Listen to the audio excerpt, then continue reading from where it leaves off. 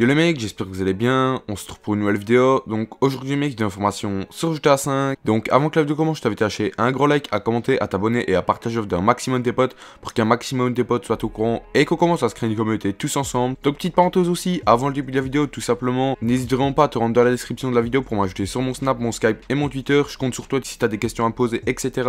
Je réponds à tout le monde. Deuxième petite parenthèse, vraiment les gars, les 1000 abonnés arrivent assez rapidement. Je prends beaucoup d'abonnés par jour, etc. Donc je compte vraiment sur vous pour partager au maximum la chaîne, etc. Donc bien sûr, si vous n'avez pas envie de la partager, ne la partagez pas, ne vous forcez pas. Mais si vous aimez vraiment mon travail et tout, le meilleur moyen de me récompenser, c'est de mettre un like et de partager cette vidéo. Donc je compte vraiment sur vous pour partager cette vidéo ou même les futures vidéos qui arrivent, ou même tout simplement les anciennes pour qu'on arrive le plus rapidement aux 1000 abonnés. Merci à tous. Donc aujourd'hui mec, une information qui va tout simplement parler du casino dans GTA 5, que ce soit des mini-jeux, de la loterie, etc.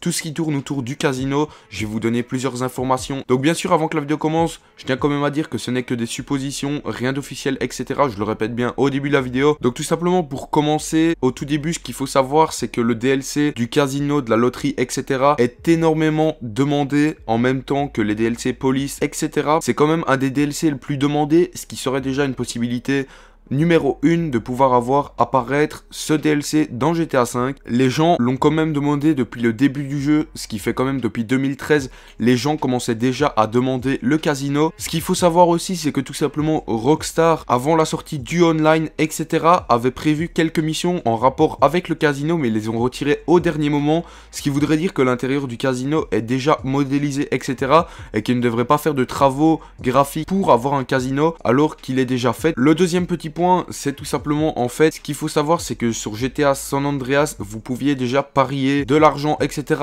Pas bien sûr dans le mode en ligne, puisque ça n'existait pas forcément, mais tout simplement dans le mode histoire, vous pouviez parier de l'argent. Et encore une fois, ça aurait sûrement un rapport avec Red Dead Redemption, puisque tout simplement, on sait bien que Rockstar vont commencer à lier Red Dead Redemption à GTA, ou plutôt l'inverse de GTA à Red Dead Redemption. Et comme on le sait, sur Red Dead Redemption 1, on pouvait jouer au poker, ce qui voudrait aussi dire que sur Red Dead Redemption 2, on pourrait sûrement avoir un poker.